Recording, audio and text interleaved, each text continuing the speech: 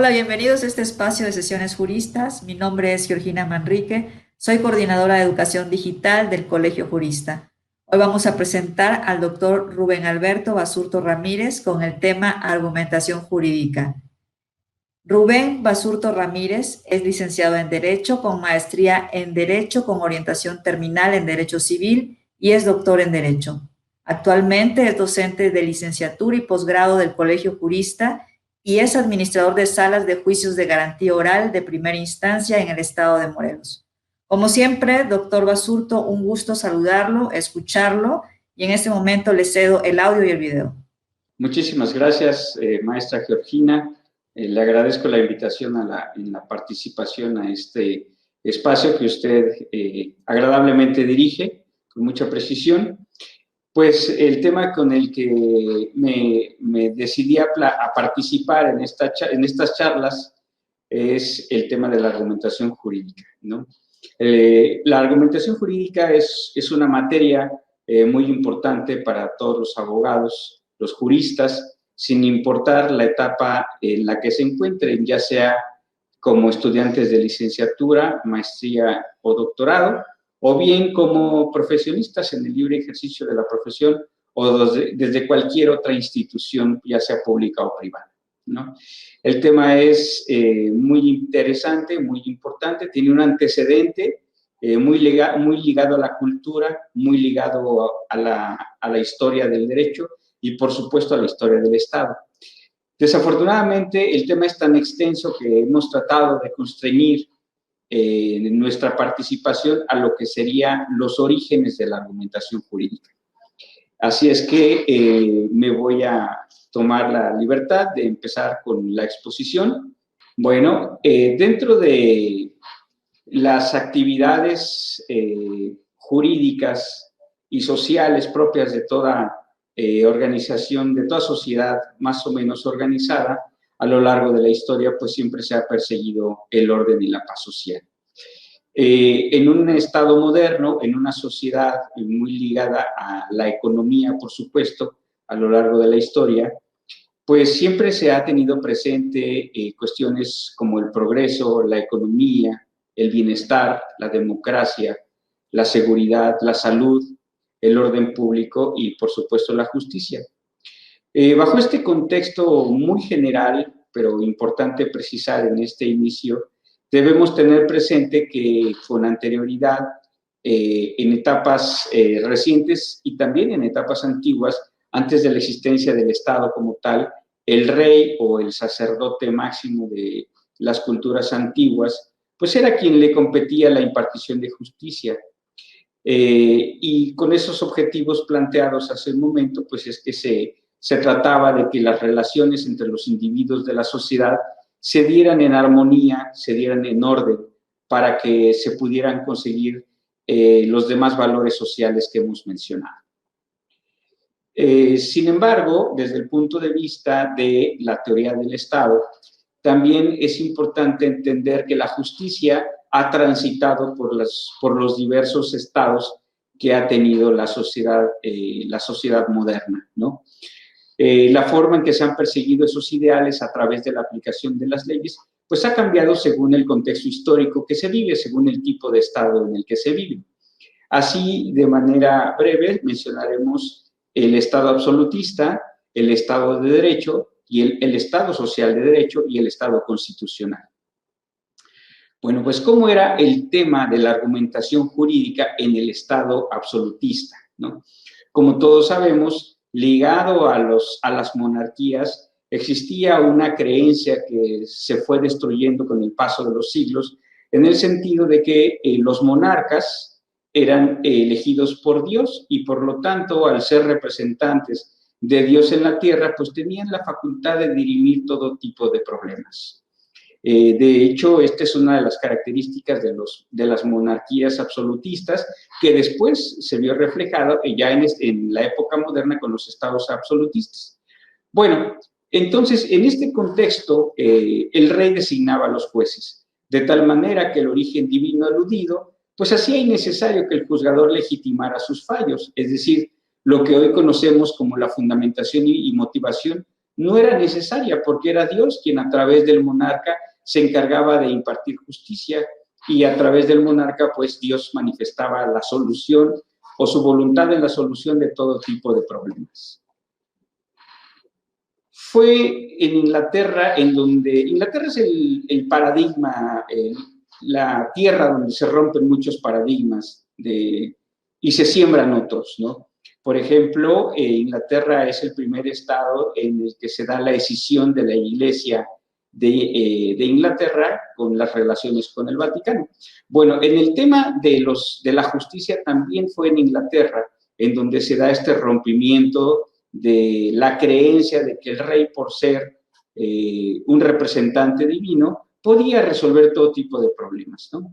Por eso es que en Inglaterra es donde se dan los primeros sucesos jurídicos que contradicen esta etapa de la presencia de un rey omnipresente y todopoderoso, fuente del derecho por designio divino. Sir Edward Coke es un juez inglés que a principios de los años 1600 en Inglaterra contradice esta teoría de la creencia de la razón divina, que realmente debemos recordar que los reyes en este tiempo tenían una característica fundamental, incluso los más brillantes fueron analfabetas, y por mencionar solo alguno tendemos ahí a Carlomagno, ¿no?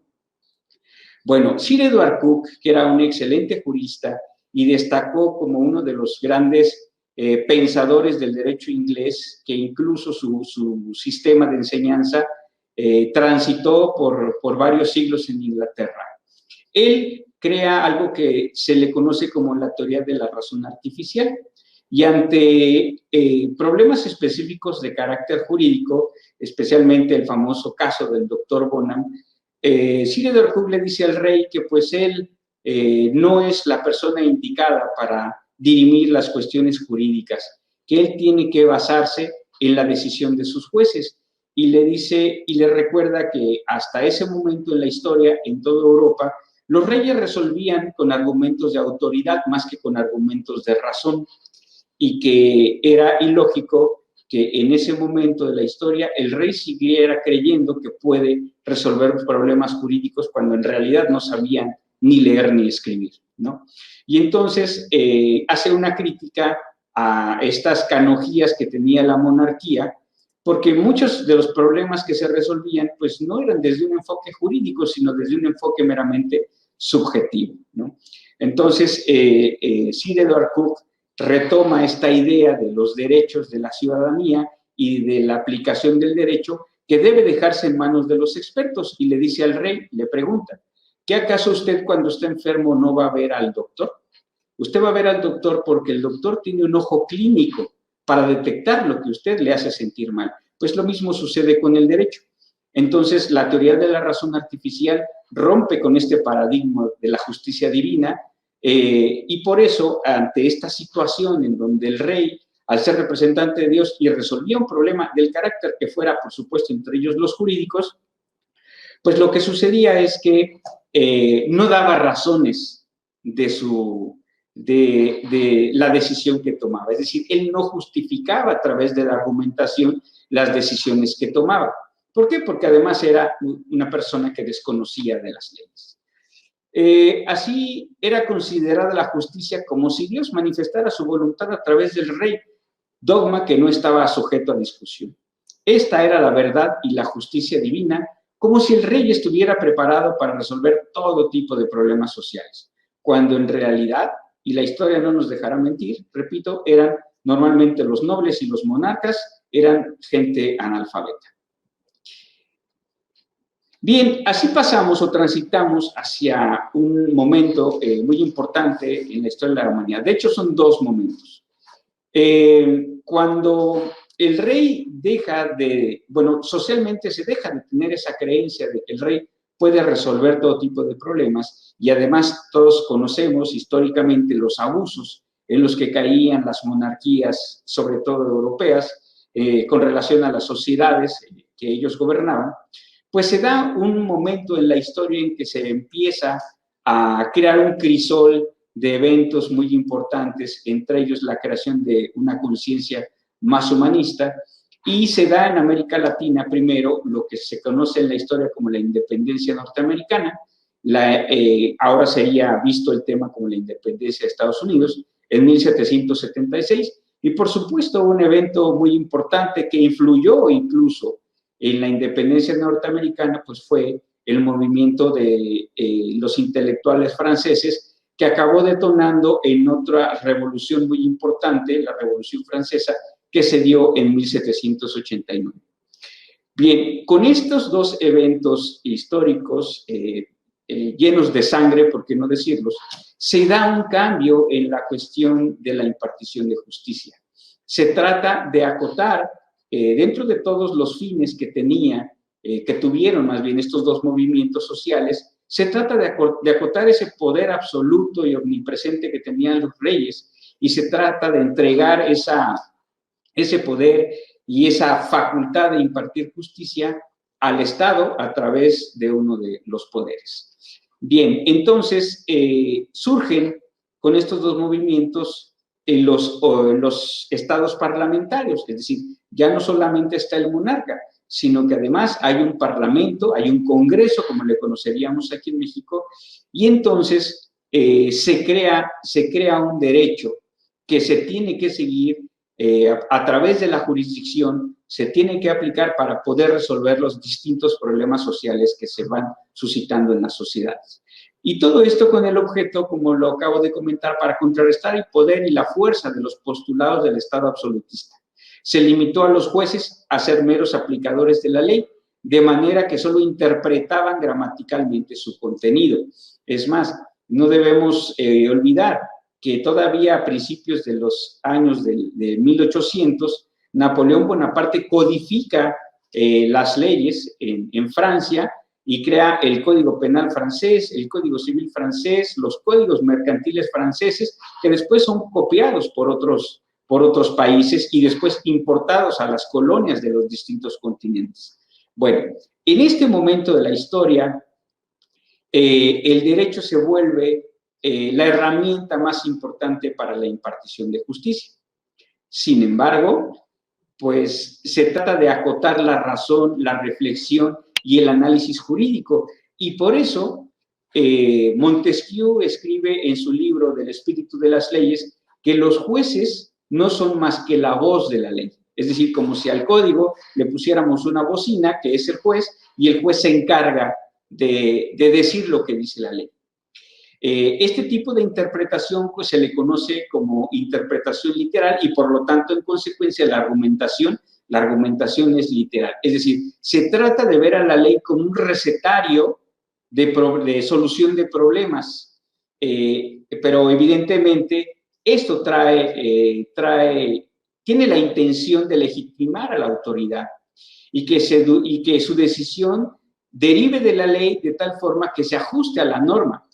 Sin embargo, también tenemos un grave problema en la argumentación porque no se motivaban las resoluciones que emitían los juzgadores, es decir, solo se aplicaba la ley y se origina bajo un contexto dogmático la llamada era de la codificación, que es un fenómeno heredado de la norma religiosa. Acuérdense que la justicia en sus orígenes también está muy ligada al aspecto religioso y pues así como la palabra de Dios que se da en distintas manifestaciones en diferentes culturas sobre la faz de la tierra, pues la idea es que esa norma fuera universal. Pues bueno, bajo ese contexto histórico también el derecho nace pretendiendo que sea una especie de norma universal.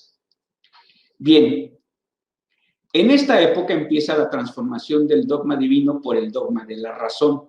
Ahora, la verdad y la justicia dependen del hombre y la ley, no de Dios y el rey. Sin embargo, los ejemplos de intolerancia igual están ahí presentes. Solo cambiaron de autores, de ser religiosos católicos a ser laicos y civiles. Y ahí está el ejemplo de Robespierre y su famoso directorio en Francia. Robespierre lo que hace es crear todo un contexto, más bien toda una lista de enemigos del Estado, de enemigos de la Revolución Francesa, y se vuelve un perseguidor de todas esas personas que él incluyó en la lista, ¿no? El derramamiento de sangre no concluyó con la Revolución Francesa, al contrario, se recrudeció a tal grado que la única solución que se pudo poner al asesinato de tantas personas a través de la guillotina fue guillotinando al mismo Robespierre, que había sido un personaje muy importante en la época de la Revolución Francesa, ¿no? Bien, entonces, en este contexto de la argumentación que se da en el Estado de Derecho, pues seguimos teniendo un problema grave de interpretación, porque los jueces están preocupados por aplicar la ley más que impartir justicia, y no debemos perder de vista que el fin teleológico del derecho, pues es la impartición de justicia, no la aplicación de la norma por aplicación, ¿no? Entonces pasamos a otro momento de consecuencia de los intelectuales, los grandes pensadores intelectuales del derecho, que ya se da hasta los años 20, cuando en Austria se da el origen de lo que se conoce como el Estado Constitucional de Derecho. En Austria se da la expedición de la Constitución por un tribunal constitucional, es decir, es un tribunal creado ex profeso para crear una constitución. En estos sistemas constitucionales, como se les conoce, se llegó a la conclusión de que aplicar justicia de acuerdo a la literalidad de la ley no podía resolver todos los casos en justicia. Y en efecto, así había sido después del triunfo de la Revolución Francesa.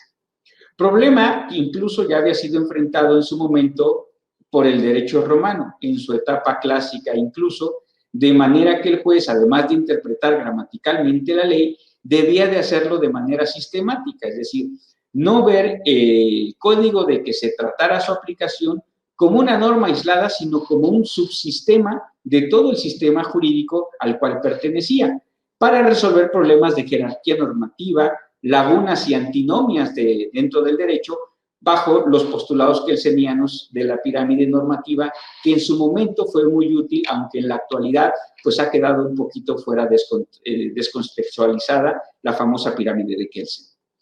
Bueno, siempre el trabajo jurisdiccional ha tenido una repercusión política importante, pero esta se hizo más notable a raíz de que se consolidaron los regímenes democráticos de partidos, precisamente con el Estado Constitucional de Derecho, porque la impartición de justicia se ha vuelto también un botín político que obedece a valores diversos por los que fue creada. Así llegamos a otro momento de la historia. Fíjense bien, es el Estado Social de Derecho.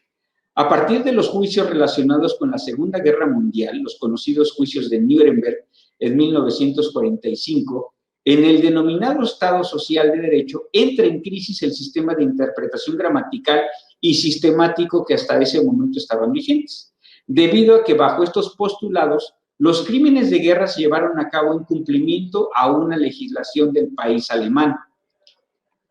En el Estado Constitucional de Derecho se optó por agregar un sistema más de interpretación, la interpretación funcional, bajo este sistema la ley se interpretaría de acuerdo a sus fines también. ¿Y cuáles son los fines? Pues están determinados por el contexto histórico en que se dio, la intención del legislador cuando creó estas normas, las consecuencias, etc. De modo que la legitimación de los jueces y en consecuencia del Estado dependerá de su argumentación al resolver los juicios que deberán ser congruentes con el sistema normativo de forma integral funcional. Bien, así, tras este breve repaso de la historia de la argumentación y la interpretación jurídica, debemos tener presente que todo argumento jurídico necesariamente conlleva una interpretación. Hay que recordar entonces qué es la interpretación. La interpretación de la ley con un enfoque meramente jurídico, utilizando este verbo de interpretar, o más bien definiendo este verbo de interpretar, la interpretación de la ley significa desentrañar lo que quiere decir la ley, sacar la parte oscura de la norma y traerla al entendimiento de la razón. Y quienes se encargan de eso, pues evidentemente son las personas que desde alguna función están en contacto permanente con el derecho. Es prácticamente imposible argumentar jurídicamente sin interpretar la norma. Estas dos actividades cognitivas son indisociables. Es decir, yo no puedo pensar en la expresión de un argumento jurídico sin antes haber realizado una interpretación, es decir, una intelección de lo que la ley o de lo que la norma aplicable a un caso concreto nos quiere decir. Bien. Me voy a permitir leer esta cita literal que hace Gerardo Dehesa en su libro de argumentación jurídica al citar a Asensi Sabater, porque fíjense que el tema de la argumentación jurídica parece una cuestión solo propia y exclusiva de los expertos en derecho. Sin embargo, igual que todas las áreas de conocimiento jurídico, la lógica es la línea que define la verdadera dirección de acuerdo a un enfoque de justicia y equidad en relación a lo que se interpreta de la ley y lo que se argumenta con respecto a esa interpretación. Esta cita que acabo de mencionar la voy a leer literal. Asensi Sabater nos dice que toda operación sobre derecho implica interpretar. Se ha afirmado que el viejo vocablo, este latinismo, que significa ante la claridad no cabe interpretación, no puede ser aceptado como una guía segura, pues toda operación específica de interpretación, hasta la más sencilla, hasta la más simple, altera la presunta interpretación de la norma. La interpretación supone una operación que no puede evitar traspasar el texto, lo cruza y lo transforma, por así decirlo. Se trata, en fin, de uno de los muchos efectos del lenguaje que constituye necesariamente el soporte de la norma. Bueno, con esta idea de Asensi Sabater, que cita Gerardo Dehesa, nosotros podemos entender que cuando una persona interpreta lo que dice una norma para tratar de resolver un caso concreto, no solamente va a realizar una interpretación literal, también tendría que necesariamente realizar esa interpretación desde lo que sería el enfoque sistémico de la norma y el enfoque funcional de la norma. Y de tal manera que su razón, su inteligencia, cruce el texto, metafóricamente, cruzar el texto con la inteligencia o con la razón para tratar de desentrañar la herramienta jurídica que me puede servir para crear un argumento y resolver un problema en justicia y equidad. Bien, bajo este contexto podemos ver entonces que la argumentación jurídica es una materia totalmente multidisciplinaria porque implica el conocimiento jurídico, la interpretación jurídica y la puesta en marcha de todas nuestras habilidades cognitivas bajo las cuales fuimos educados. Como todos sabemos, actualmente el Estado, a través de uno de sus poderes, el judicial, pues es el que contribuye a lograr los valores sociales que aludimos en las primeras diapositivas. Y cuando hablamos de poder judicial, sin duda, no podemos sustraernos a la idea del derecho, que es uno de los medios que permite a la sociedad conquistar valores, generar riqueza, distribuirla, generar al propio Estado incluso y mantener el orden y la paz social. Por ello, se afirma por muchos doctrinarios clásicos y contemporáneos que al derecho no escapa absolutamente nada del mundo en que vivimos. El derecho es un producto social omnipresente. No existen relaciones dentro de la sociedad que no estén o no puedan estar reguladas por el derecho.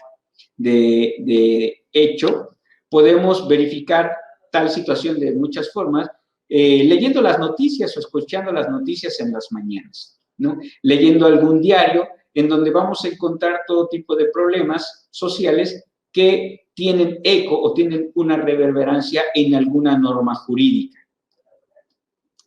Problemas que se dan en todos los niveles de relaciones jurídicas, ya sean entre particulares, estados de la República, estados y particulares, la federación y los estados, el estado y los municipios, por mencionar solo algunos. Sin embargo, el derecho tiene la función de resolver, incluso de prevenir todos estos problemas jurídicos. Manuel Atienza, en torno a esta idea del omnipresente del derecho, menciona prácticamente no hay ninguna relación social que no esté o pueda llegar a estar regulada jurídicamente. Para ello, para la solución de problemas, el Poder Judicial, ya sea local o federal, se encuentra dotado de personas que aplican el derecho, que toman decisiones para resolver los problemas jurídicos, como son los jueces, los magistrados y los ministros.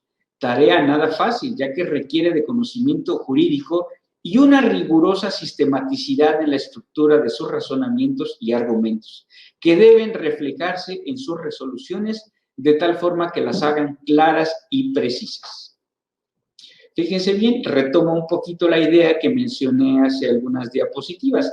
El conocimiento jurídico por sí solo no basta para poder resolver problemas jurídicos, porque la utilización de los razonamientos y la creación de los argumentos, la parte argumentativa es la parte final de la forma en que se estructuró el razonamiento.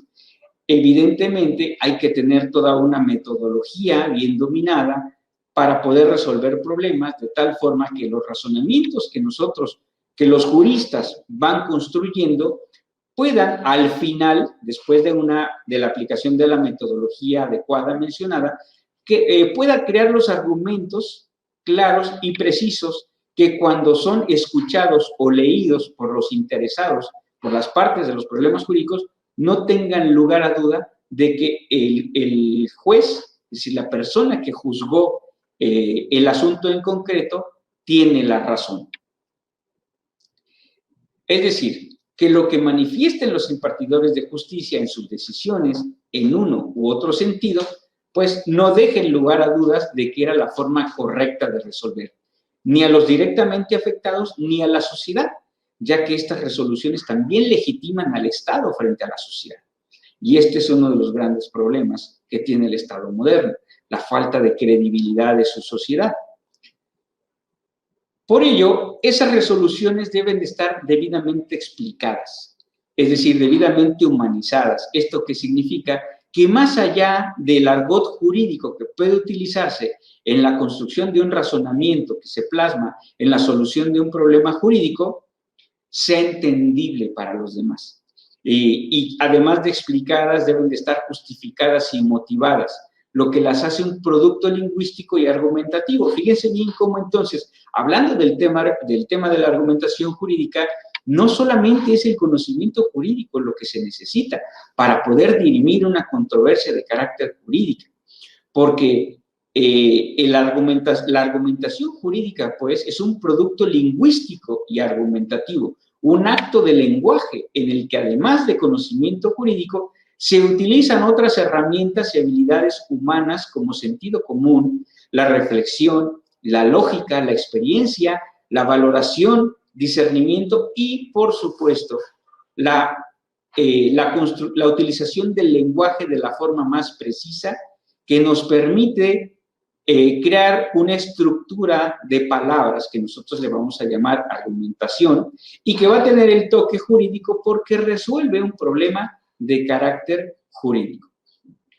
La argumentación jurídica es el resultado del desarrollo de habilidades que van más allá de esto. Como lo acabo de mencionar, la argumentación jurídica no implica que solamente se necesite conocimiento jurídico. A lo mejor en el estado de derecho que precedió al estado monárquico, pues era suficiente con que se tuviera el conocimiento jurídico. Pero realmente la argumentación es el resultado del trabajo, de las inferencias mentales de los operadores de los instrumentos técnicos. Y aquí voy a ahondar un poquito en una idea que tengo en relación a este tema. Cuando hablamos de las inferencias mentales, estamos hablando de la utilización de los distintos métodos, que son las formas de pensar que se pueden utilizar por los operadores jurídicos, teniendo como herramientas los instrumentos técnicos. En la actualidad se piensa que con herramientas legales como la argumentación se conformará y estructurará el pensamiento jurídico, pero la realidad es que esto es insuficiente. Abelardo Hernández Franco nos dice que si esto fuera realidad sería como pensar que una persona con un automóvil construido con alta tecnología aprenderá a conducir mejor, ya que el conocimiento para hacer tareas nuevas no depende de las herramientas empleadas, depende de las competencias, que son las habilidades y los conocimientos previos. Y esto no es una cualidad exclusiva de los juristas. Esto aplica para todas las áreas del conocimiento. Veamos un poquito este aspecto psicológico de la argumentación. Así que son importantes los procesos mentales para llevar a cabo argumentaciones en general. Los procesos mentales van más allá de los conocimientos, pero son el sustento de la capacidad de argumentación. Los procesos mentales dependen de dos factores: el desarrollo psicogenético de las personas que conocen, las personas cognoscentes, los medios que estos empleen para llevar a cabo los procesos cognitivos. Bueno, vamos a explicar un poquito este aspecto del desarrollo, este proceso del desarrollo psicogenético de las personas. Por supuesto que hay cualidades y habilidades naturales que tenemos todos los seres humanos, incluidos los juristas, ¿no? Sin embargo, no tenemos todas las habilidades, no tenemos todas las competencias. ¿Qué hay que hacer? El sistema educativo debe contribuir a la eficientización de las competencias que son muy naturales en la persona y el cultivo o el fomento de las habilidades o competencias que no tenemos. Bien, entonces, nosotros cuando vamos a argumentar, hacemos toda una serie de procesos muy complejos, no importa que nuestra argumentación no sea jurídica, y entre ellos entra el uso de la inteligencia. ¿Y cómo se usa la inteligencia? Pues a través de síntesis, de análisis, de inducciones, de deducciones, de comparaciones, etcétera. De alguna forma estoy hablando indirectamente del método, ¿ok? De los métodos que utilizamos. Y esto pasa aunque no seamos juristas. En cada decisión que tomamos en nuestra vida cotidiana, cuando tenemos que dar una respuesta a través de las palabras, utilizamos estos dos procesos mentales de los que estoy hablando.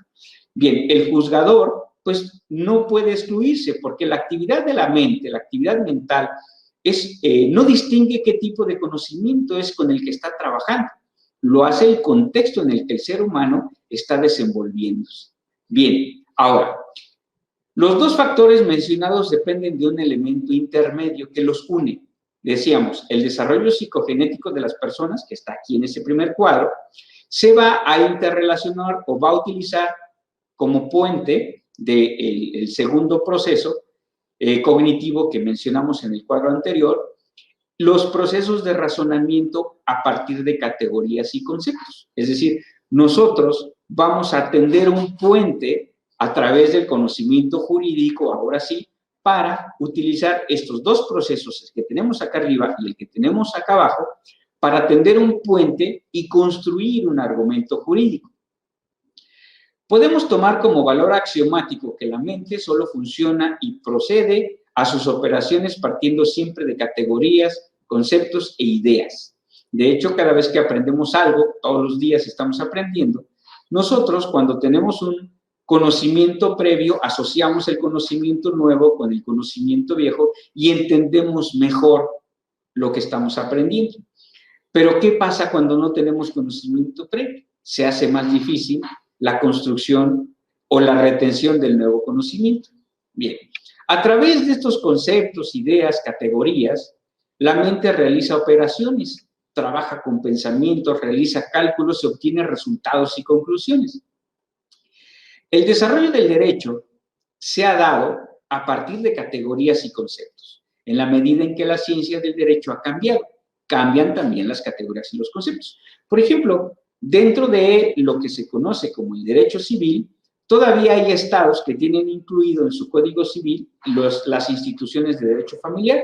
Sin embargo, hay otros estados, como el de Morelos, en el que sí tenemos nuestros códigos civiles perfectamente diferenciando nuestras instituciones civiles de nuestras instituciones familiares. Entonces, cuando una persona se acerca a pedir un consejo jurídico a un abogado y el abogado detecta que es un problema de pensión alimenticia, no lo encuadra dentro de la categoría del derecho civil, lo encuadra dentro de la categoría del derecho familiar.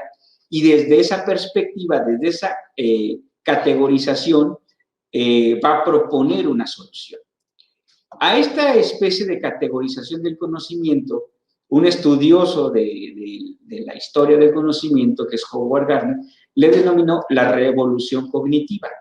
Las categorías que vamos creando, que vamos asociando, que vamos creando como si fuera una especie de archivero, ¿no? En donde decimos, a ver, esta institución es de la alienación parental, por ejemplo, que es un tema novedoso en el derecho familiar, encuadra dentro del derecho familiar. Entonces, ese tema no lo voy a meter dentro, en mi mente no lo voy a meter en el folder del derecho laboral, lo voy a meter en el folder del derecho familiar. De esa forma vamos estructurando el conocimiento nuevo con el conocimiento viejo por esa interrelación que podemos tender entre el nuevo conocimiento, las nuevas instituciones que se van creando por la misma evolución del derecho con lo que ya sabemos, ¿no? Bien, la mente lleva a cabo operaciones de categorización con el auxilio de los medios empleados, la oralidad, la escritura, los números, etc. Vean cómo no solamente es argumentación jurídica, hay una serie de factores genéticos y extragenéticos que convergen en la construcción de un argumento. Y, por supuesto, la argumentación jurídica no escapa a este proceso mental.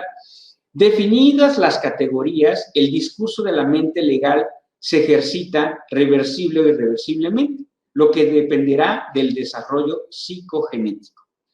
Es necesario el desarrollo de las habilidades previas de la mente jurídica para que opere con destreza herramientas propias de su quehacer cotidiano, es decir, de todos los instrumentos técnicos, jurídicos y legales.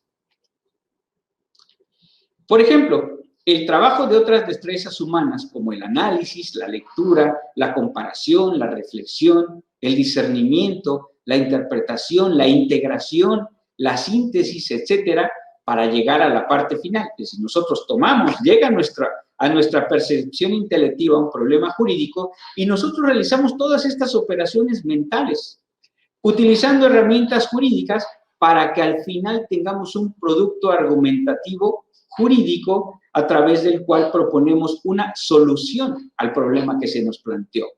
Así entonces, los licenciados en Derecho parten de conceptos jurídicos que conllevan principios o valores que pueden reconocerse en circunstancias concretas, pero a veces su aplicación carece de determinación. Bien, por medio de los conceptos determinados, los juristas razonamos y llegamos a aplicarlos a casos concretos. Y cuando la situación es indeterminada, a partir de los conceptos precisados, construimos razonamientos utilizando el pensamiento crítico y el pensamiento creativo para aterrizarlos en un vacío legal o conceptual. De esta manera, vemos cómo la herramienta legal por sí sola, pues es realmente insuficiente para construir argumentación jurídica. Entonces, veamos con relación a la argumentación en general. Como hemos precisado, uno de los precedentes de la argumentación es la categorización, que se convierte en conceptos, que se utilizan como punto de partida para explicar o precisar cosas imprecisas. Y para poder explicar necesariamente hay que argumentar. Por eso esos argumentos deben ser coherentes, a través de una herramienta fundamental que atraviesa todos los campos del conocimiento, lo que nosotros llamamos la lógica. La lógica es el estudio de los principios y métodos utilizados para distinguir el razonamiento correcto del incorrecto. La lógica es una rama de la filosofía que tiene por objeto de estudio las ideas, los pensamientos, el mismo pensamiento en sí, y trata de ponerles orden. Este concepto es extraído de la obra de Coppi y Cohen, que es una obra muy interesante relacionada con el tema de la argumentación. Y entonces veamos qué significa argumentar, ¿no? El diccionario de la Real Academia Española determina que argumento es el razonamiento que se emplea para probar o demostrar una proposición o bien para convencer a otro de aquello que se afirma o niega. Hasta aquí, la palabra argumentación viene del término arguere, que quiere decir sacar en claro o dejar ver con claridad. Viene de dos fonemas indoeuropeos que son argu y ar, que son términos que se refieren a la claridad y al brillo. Entonces, un jurista mexicano, el doctor Oscar Correas, nos dice que argumentar suele decirse que es dar razones que justifiquen una decisión.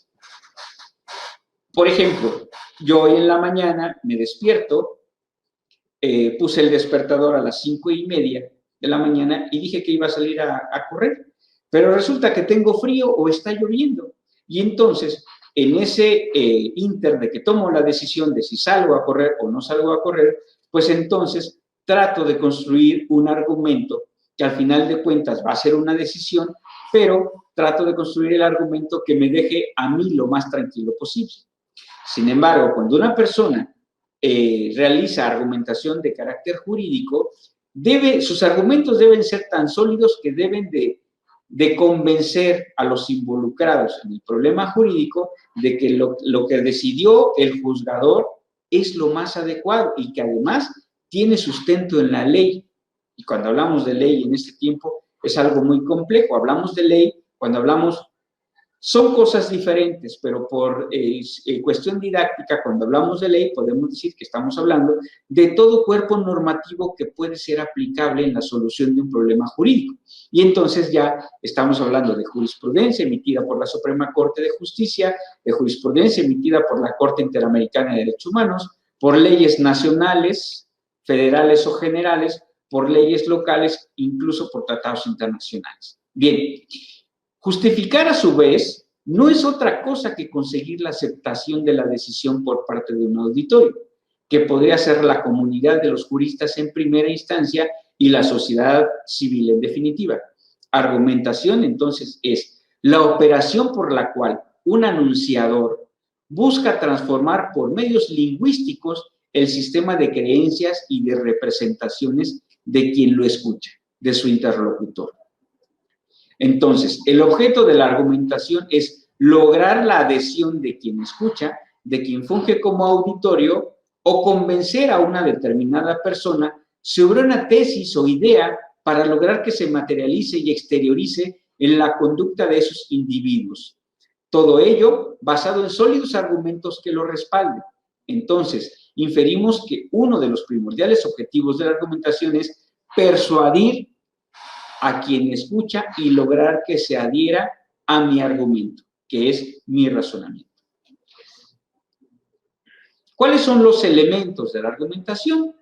Bueno, los elementos básicos de la argumentación es el orador, que es la persona que transmite el mensaje a través de un determinado lenguaje, es el que pretende la adhesión de quien escucha, que puede ser un auditorio o a lo mejor simple y sencillamente un solo interlocutor, exponiendo en el discurso sus razonamientos y conclusiones, tratando de lograr, por intermedio de esa adhesión, la acción de ese público, es decir, que el público reaccione por lo menos en el entendimiento de que está de acuerdo con lo que dijo el orador. Por otro lado, tenemos el auditorio, que puede componerse, como lo acabo de decir, de unas personas o varias personas, son los sujetos o el sujeto que escucha. La diapositiva nos dice que este elemento también es esencial en la argumentación, puesto que forma parte de la alteridad necesaria para que pueda presentarse. Se define como el concurso de oyentes, la sala destinada a conferencias, coloquios, lecturas o discusiones públicas, la sala de audiencias en un tribunal, también son auditorio. Y por otro tenemos el discurso, que es una disertación elocuente. Por medio de él se trata de persuadir a un auditorio. A través de el orador transmite su tesis o su razonamiento, proporcionando los argumentos que considere necesarios y oportunos para fundamentar su idea, permitiendo a los receptores entender de manera precisa el mensaje y además que se adhieran a los razonamientos y conclusiones que él está manejando. A manera de conclusión, Rafael Vega Pasquín la conceptualiza a la argumentación jurídica como diciendo lo siguiente: la argumentación jurídica será una especie de la más genérica argumentación racional que recae básicamente en las normas jurídicas y en el lenguaje de los juristas. Esta idea de Rafael Vega Pasquín la hemos estado mencionando de forma indirecta a lo largo de esta exposición, en el sentido de que todo proceso mental, y la argumentación es un proceso mental, pasa por el mismo proceso en el interior de la cabeza, pero es decir, partimos de la argumentación general, o simple y sencillamente argumentación racional, y tendrá el toque jurídico cuando se esté enfocada o tenga como contenido, pues un contenido basado en algún cuerpo legal o algún cuerpo normativo.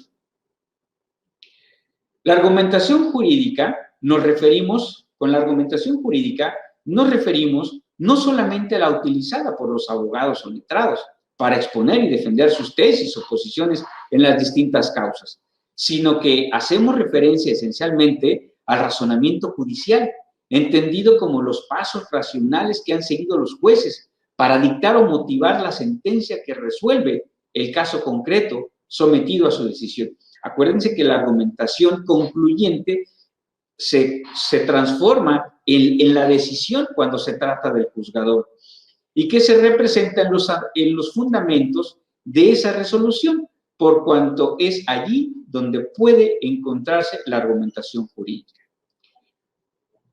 Por último, lo acabo de mencionar, la argumentación jurídica tiene entre las características de ser una decisión, tiene las siguientes. Bueno, la primera es decidir cuál es la norma o la interpretación de la norma a utilizar. Y dos, produce un discurso que haga plausible la decisión que se pretende, es decir, que haga posible basada en una norma. Y tres, la argumentación jurídica resuelve un problema de carácter jurídico que dentro del contexto de quienes estudiamos derecho le llamamos caso concreto. Pues con esta exposición, la idea era que se dieran cuenta que el tema de la argumentación jurídica tiene un contexto demasiado amplio. No hemos entrado a los detalles de los tipos de conectores, de los tipos de argumentos, pero quien pretende utilizar la argumentación, independientemente de que sea una argumentación jurídica, de forma clara y eficiente, como podemos verlo, utiliza no solamente capacidad verbal, es decir, capacidad que está contenida dentro del idioma o del lenguaje que estamos hablando. También requiere la utilización de la inteligencia y de todas las herramientas que la integran. Pues con esta conclusión daríamos por terminada esta sencilla presentación que es introductoria a la argumentación jurídica. Sí, gracias doctor por la exposición que nos permitió desde el origen, ¿verdad?, conocer lo de la argumentación jurídica de manera muy breve, yo sé, hasta los elementos que tienen, la importancia que tiene esta técnica, podríamos llamarla así, dentro de lo que es la formación del abogado. Y concluiríamos con una pregunta, si usted me lo permite. Claro. Gracias. ¿Usted considera que la argumentación jurídica debería estar de forma transversal a lo largo de la currícula del el área de estudiosos de las ciencias jurídicas? Así es. De hecho, yo considero que debe tener la transversalidad que tiene la metodología de la investigación. Así es, porque se vuelve, de hecho, después de la utilización del método, como lo dije de manera muy breve, de la exposición, y esto es una idea muy personal, no la encuentro en ningún otro autor, la idea de la forma en que nosotros realizamos inferencias internas, realizando o buscando una solución a un problema, nos obliga a utilizar consciente o inconscientemente la metodología de la argumentación, y después de esas conclusiones a las que podemos llegar con la utilización del método y la técnica, ¿por qué no decirlo?, nosotros vamos a aterrizar en palabras esa solución, ese juego de palabras que nos van a permitir dar una solución a un problema jurídico, pues será nuestra argumentación jurídica. Entonces, es la parte con la que se culmina desde el punto de vista humano el proceso complejo mental que llevamos a cabo en el interior de la mente para poder resolver un problema de carácter jurídico. Pues muy claro, doctor, le agradecemos mucho haber aceptado nuestra invitación a estas sesiones. Esperamos contar con su participación en un siguiente ciclo de conferencias. Y bueno, no me queda más que nuevamente agradecerle a nombre de las autoridades del Colegio Jurista el estar con nosotros como siempre, y a quienes nos siguieron o nos visualizaron en esta sesión, invitarlos a que revisen nuestra oferta académica en nuestra página web, o bien que nos sigan en Facebook, ahí nos encuentran como Colegio Jurista. Muchas gracias.